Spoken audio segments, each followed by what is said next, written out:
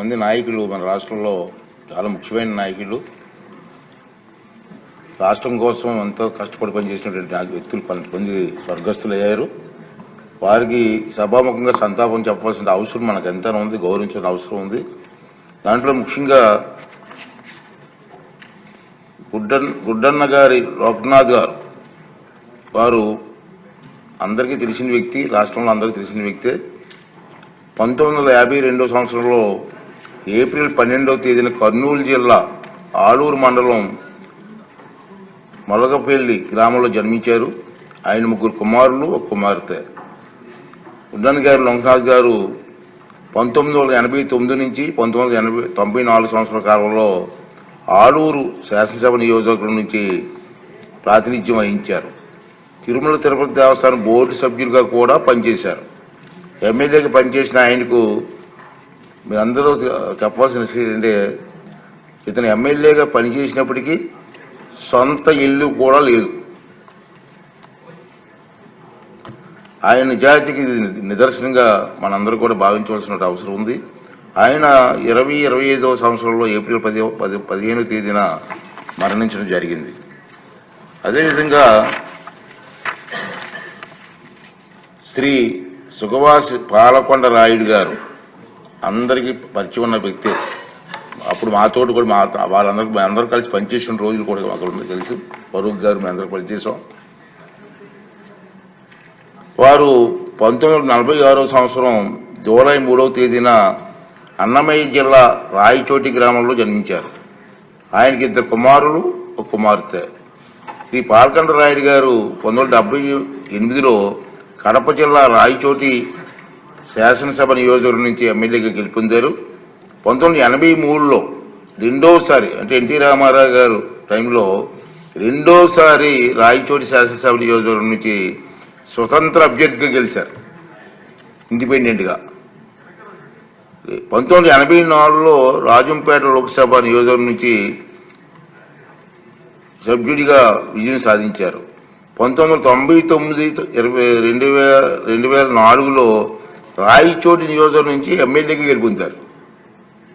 అది సుదీర్ఘమైన రాజకీయ అనుభవం ఉన్న వ్యక్తి. శ్రీ పాలకొండ రాయుడు గారు నిజాయితీ గల నేతగా, ప్రజాసేవ లక్ష్యంగా పనిచేసిన రాజకీయవేత్తగా గుర్తింపు పొందారు. ఆయన రాజకీయ నైపుణ్యం, ప్రజలతో సన్నిహితంగా ఉండే తత్వం, ప్రజలలో విశేష ఆదరణ చూరగొన్నారు. ఆయన 2025వ సంవత్సరం మే 6వ తారీఖున మరణించారని చెప్పి మీ అందరికీ తెలియజేస్తున్నాను. అదేవిధంగా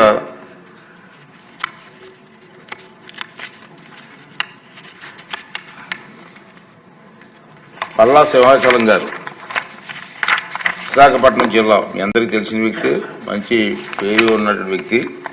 పల్లా సింహాచలం గారు 1941వ సంవత్సరం ఆగస్టు 25వ తేదీన విశాఖపట్నంలో గాజువాకల ఎమ్మెల్యే గారు ఫాదరే గాజువాకలో జన్మించారు. ఆయనకి 2 కుమారులు, 2 కుమార్తెలు. ప్రస్తుతం గాజువాక ఎమ్మెల్యే మరియు తెలుగుదేశం పార్టీ అధ్యక్షులైన పల్లా శ్రీనివాసరావు గారు వీరి కుమారుడు. శ్రీ సింహాచలం గారు గ్రామ సర్పంచి స్థాయి నుండి అంచెలంచెలుగా ఎదుగుతూ 1994లో విశాఖపట్నం 2 నియోజకవర్గం నుంచి ఎమ్మెల్యేగా గెలిచి సేవలందించారు. 1971 నుంచి 1990 వరకు గాజువాక సర్పంచ్గా సేవలందించారు. తన పదవీ కాలంలో నియోజకవర్గ అభివృద్ధికి విశేషమైన కృషి చేసిన ఆయన ప్రజల మన్ననలు పొందారు. మౌలిక సదుపాయాల అభివృద్ధి, సామాజిక సేవలకు ప్రాధాన్యత ఇచ్చి నాయకుడిగా గుర్తింపు పొందారు. విశాఖలో ఆయన చేసిన అభివృద్ధి పునాదులు ఇప్పటికీ ప్రజల మనసులో ఉన్నాయి. అంతేకాకుండా కార్మిక నాయకుడిగా చాలా పెద్ద గుర్తింపు పొందారు అతను. పల్లా సింహాచలం గారు అంటే ఎమ్మెల్యే కంటే కార్మిక నాయకుడి గుర్తింపు ఈ రోజు కూడా. అంత సేవలు అందించినటువంటి వ్యక్తి.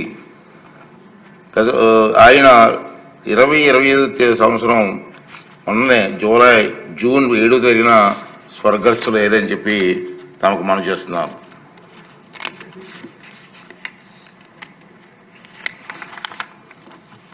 తర్వాత కోట శ్రీనివాసరావు గారు పరిచయం చేయాల్సిన వ్యక్తిగా, సినిమా నటుడిగా మనందరి మనసులో దోచుకునే వ్యక్తి. కోట శ్రీనివాసరావు గారు 1944 జూలై 10వ తారీఖున కృష్ణా జిల్లా కంకిపాడులో జన్మించారు. ఆయనకు ఒక కుమారుడు, 2 కుమార్తెలు. విలక్షణ నటనతో సుమారు 750 పైగా సినిమాలు నటించారండి. అతని నటన అందరూ చూసాం, మనందరూ చూసాం. మహానటుడు, సినీ ప్రేక్షకులను మెప్పించి చిత్ర పరిశ్రమపై చెరగని ముద్ర వేసి నట సింహోతనం. కోట శ్రీనివాసరావు గారు 1999లో బీజేపీ అభ్యర్థిగా విజయవాడ తూర్పు నియోజకవర్గం నుంచి ఎమ్మెల్యేగా గెలిపొందారు. అప్పుడు మేము కూడా ఎమ్మెల్యేలే ఉమ్మడి రాష్ట్రంలో హైదరాబాద్లో.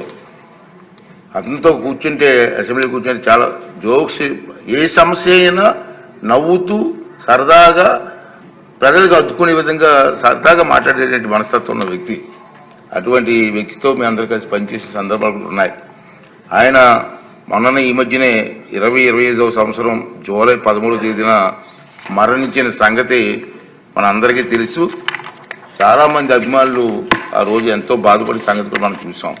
అదేవిధంగా కసిరెడ్డి మదన్మోహన్ రెడ్డి గారు 1945లో అనంతపురంలో జన్మించారు.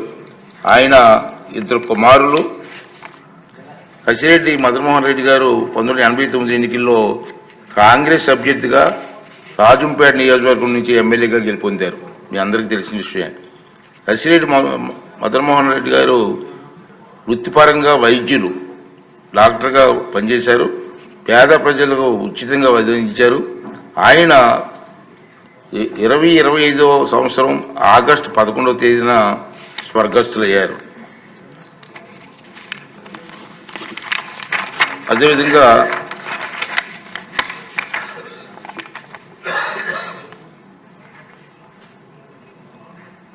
తాటిపర్తి చెంచురెడ్డి గారు 1937 జూలై 1వ తేదీన చిత్తూరు జిల్లాలో శ్రీకాళహస్తిలో జన్మించారు. చెంచురెడ్డి గారు 1988లో జరిగిన ఉప ఎన్నికల్లో కాంగ్రెస్ అభ్యర్థిగా శ్రీకాళహస్తి నియోజకవర్గం నుంచి ఎమ్మెల్యేగా గెలుపొందారు. ఆయన 2025 సంవత్సరం ఆగస్టు 11వ తేదీన మరణించారు. అలాగే వీళ్ళందరికీ కూడా మనం వారు జీవన రంగాల్లో రాణించిన వ్యక్తులు కాబట్టి వారి కృషికి, వారి సేవలకి వాళ్ళ రాష్ట్రం, శాసనసభ ఎంతో లాభపడ్డాయి. వారి సేవలు చిరస్మరణీయం అని చెప్పి మీ అందరికీ మనవి చేస్తూ, వీరి మృతి పట్ల ఈ సభ ప్రగాఢ సంతాపం వ్యక్తం చేస్తుంది.